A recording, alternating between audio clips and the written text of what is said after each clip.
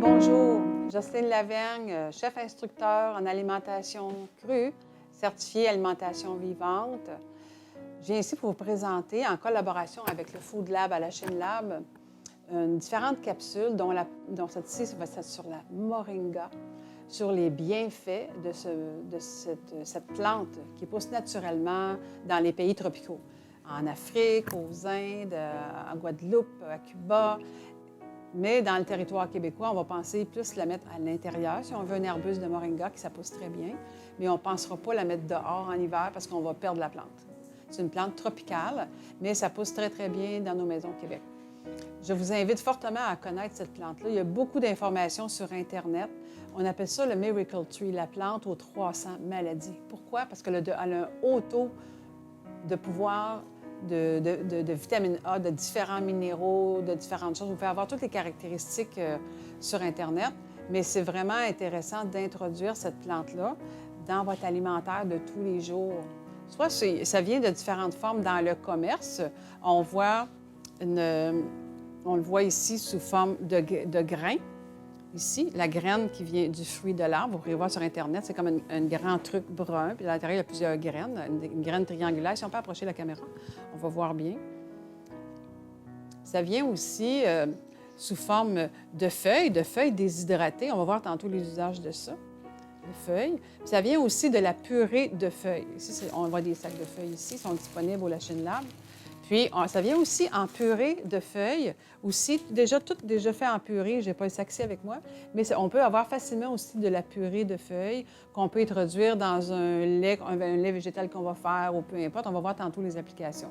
Mais les bienfaits majeurs sont au niveau interne. Ça aide à baisser l'inflammation. Ça vient aider à reminéraliser et à revitaminer un corps en difficulté. La plupart des gens qu'on rencontre, qui ont des difficultés de santé, des symptômes, à quelque part, il y a ces choses-là qui sont manquantes à différents degrés, différents niveaux, qu'on ne sait pas mesurable toujours, mais on sait que la moringa apporte beaucoup de bienfaits, particulièrement dans beaucoup de pathologies chroniques. C'est très, très, très diffusé, les études maintenant, de plus en plus. Il y en a en 2018-2019 là-dessus, sur la moringa, qui n'était pas connue vraiment.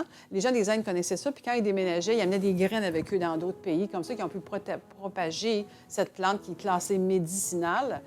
Puis, il y a des pays d'Afrique qui ont inversé la malnutrition des enfants en consommant des feuilles de moringa séchées à l'abri du soleil, là. Fait qu'ils font sécher, ils mettent ça en poudre. En 2014, j'ai enseigné en Guadeloupe une semaine. Puis le groupe des participants ne connaissait pas la moringa. J'avais connu ça antérieurement. Puis j'ai présenté l'information. Puis dans le groupe, il y avait une dame des Indes. Elle a dit, moi, je vais vous en apporter, j'en ai dans mon jardin. Elle a apporté une branche avec des feuilles fraîches. Puis elle l'a présenté au groupe. Puis l'animatrice du stage, quand je suis retournée en 2019 la rencontrer, elle avait un arbre de moringa dans sa cour. Puis elle m'a séparé une grosse branche qu'on a mise sur une table à l'extérieur. Puis quand je suis repartie de la Guadeloupe, j'avais avec moi un gros sac de feuilles séchées directement de sa cour en arrière. Donc, j'ai pu apporter sur l'avion. Quand des choses déshydratées, voyagent bien. Il n'y a pas de problème. Fraîche, ça n'aurait pas été la même chose, mais déshydraté, il n'y a pas de problème. Donc, j'étais très contente d'avoir avec moi de la moringa fraîche et non pas transitée par les magasins. Donc, ça a beaucoup de bienfaits. Fait que si on veut consommer, vous savez, tous les éléments vivants, pour garder les principes actifs, peu importe l'herbe médicinale qu'on peut avoir sur le chemin, que ce soit du persil, du cerfeuil ou peu importe, de la coriandre, n'importe. C'est toujours manger le plus frais possible, directement du jardin, on le sait. Mais si on a accès à des feuilles séchées au soleil, à ce moment-là, on va les faire sous forme d'infusion. On va mettre de la poudre de feuilles dans nos préparations. On peut se faire un lait végétal. On peut faire un lait d'or.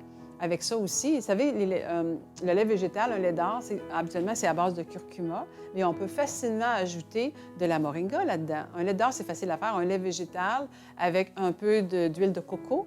On peut mettre de l'huile comme la caméline aussi. Puis, on va mettre de la poudre de curcuma. On peut mettre de la poudre de moringa. On peut ajouter ce qu'on veut à ce lait-là.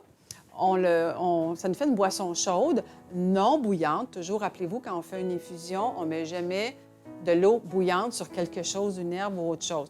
On va mettre de l'eau chaude qui va être sur le point de bouillir. On appelle de l'eau frémissante. Parce que si on fait bouillir quelque chose, on vient tuer les principes actifs, les vitamines. On va garder les minéraux et les fibres, mais les vitamines sont thermosensibles.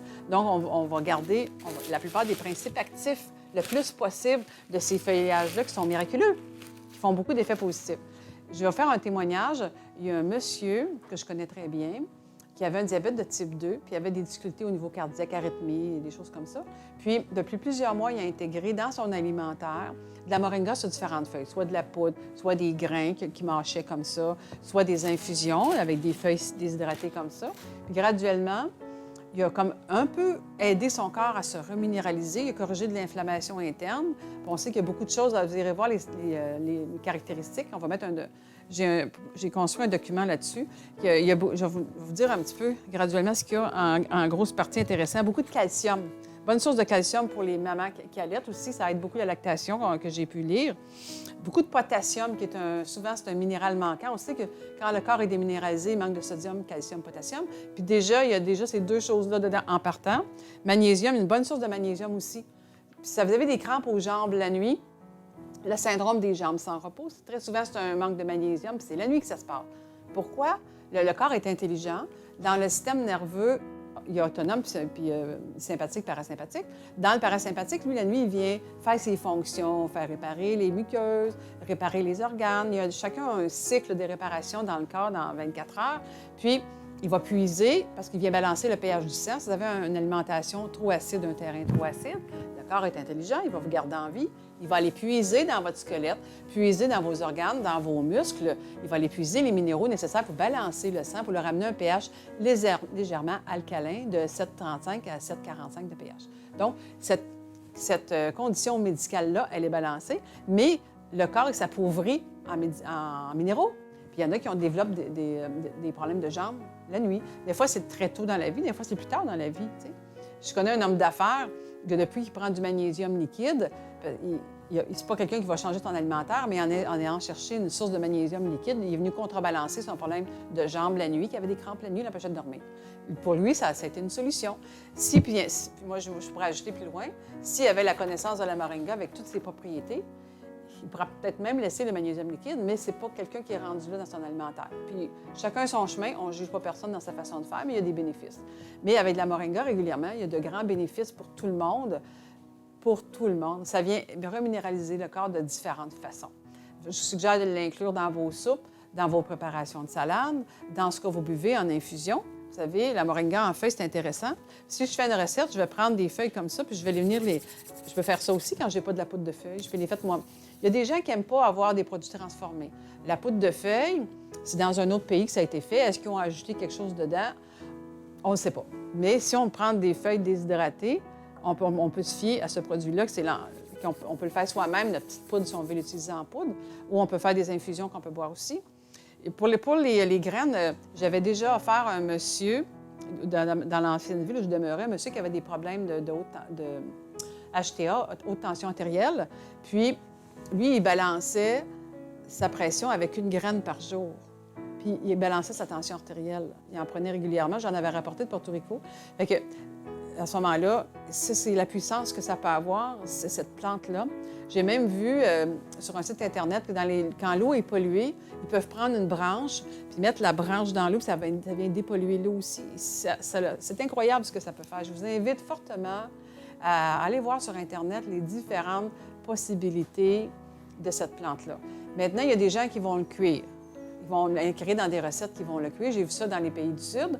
Libre à eux de le faire, mais si on part du principe de l'alimentation vivante, on va garder le plus de bénéfices possibles dans les vitamines, les enzymes. Vous savez, les enzymes, ce sont les bâtisseurs du corps. Le corps, il ingère des choses, des protéines, des trucs, mais ça prend des petits blocs d'enzymes pour dire on défait la protéine en petits acides aminés pour être capable d'être assimilé dans le corps. Donc, ça vient rehausser la banque d'enzymes. Parce que si on n'occupe pas de ces enzymes-là, avec une alimentation qui est toujours cuite, qui est mal balancée, mal équilibrée, le corps s'affaiblit. Puis là, on prête le flanc à différentes difficultés de santé.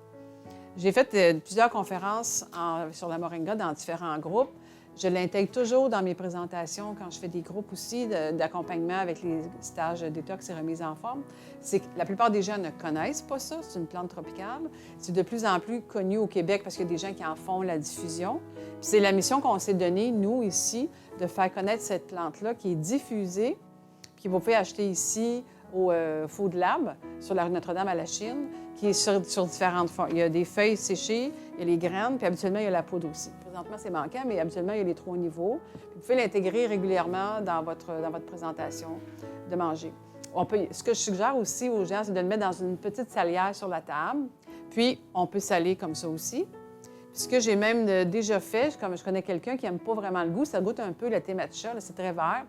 À ce moment-là, on peut acheter des petites capsules végétales transparentes dans certains magasins de produits naturels, puis on met de la poudre dedans.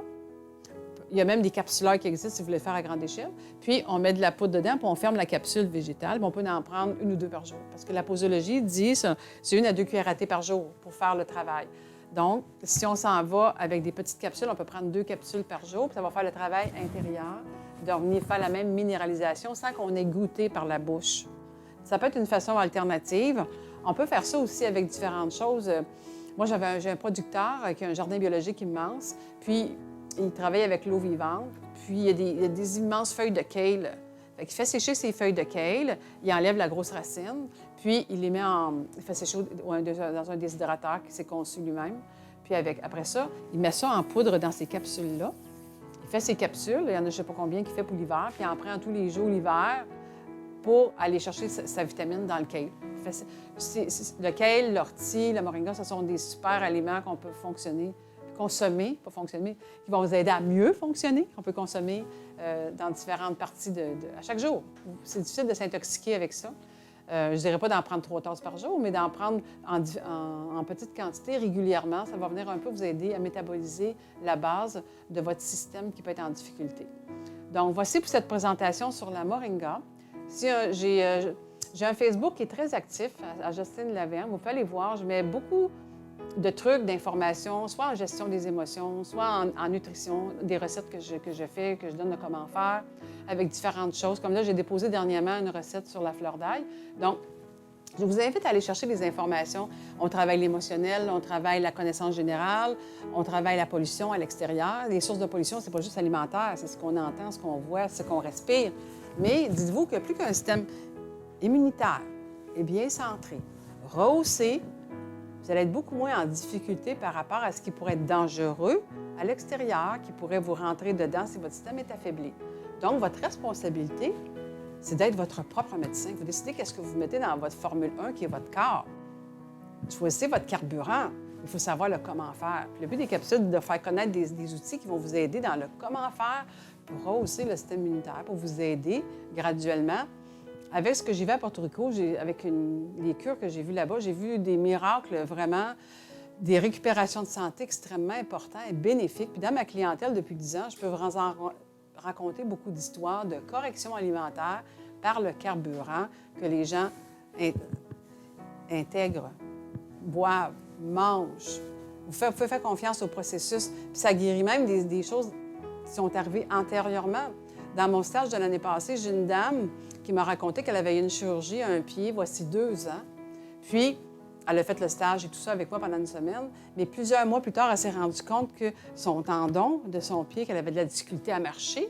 C'est une femme qui aime faire Compostelle, qui a fait beaucoup de grandes randonnées, beaucoup de difficultés à marcher sur le long terme. Ça s'est replacé. Pensez-vous qu'elle n'était pas heureuse, cette femme-là? Fait que ces gens-là qui assistent au stage se font un cadeau pour la vie parce qu'on intègre les recettes, on intègre la façon de faire, puis on répond à toutes les questions que tout le monde peut avoir. C'est pas tout le monde qui a les mêmes niveaux de connaissances.